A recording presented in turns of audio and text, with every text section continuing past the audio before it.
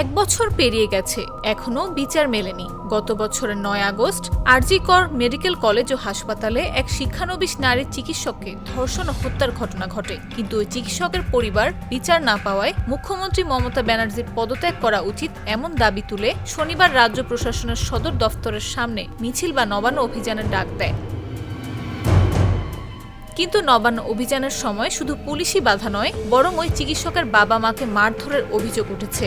নিহত চিকিৎসকের মা বলেন, ১ বছর আগে আমার মেয়েকে মেরে ফেলেছিল, আজ আমাদের মেরে ফেলা হচ্ছিল রাস্তায়। শনিবার মিছিলের শুরু থেকেই পুলিশ তাদের বারবার বাধা দিয়েছে বলে অভিযোগ জানিয়েছেন তারা।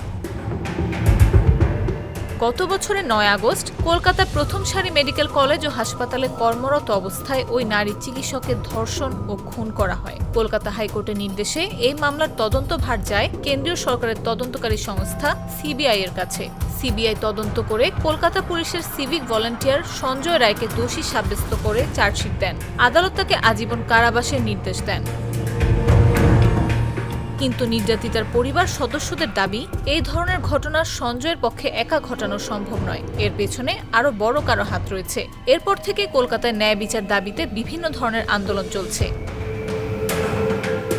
দেখতে দেখতে ১ বছর কেটে যায়, কিন্তু তদন্তের কোনো অগ্রগতি না দেখে নির্যাতিতার বাবা পশ্চিমবঙ্গ সরকারের সচিবালয়ে নবান্ন অভিযানে ডাক দেন। এই অভিযান সফল করার জন্য নির্যাতিতার পরিবারের সদস্যরা পশ্চিমবঙ্গের সব রাজনৈতিক দলকে এই অভিযানে অংশগ্রহণ করার জন্য অনুরোধ জানান।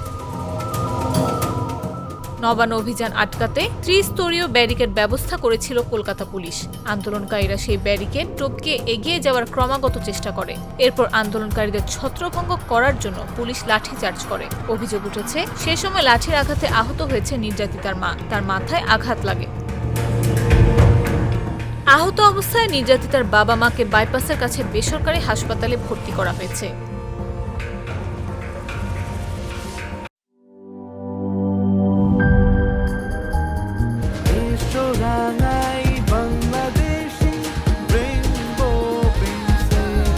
রেইনবো পেইন্টস, ছড়াও জীবনের রং।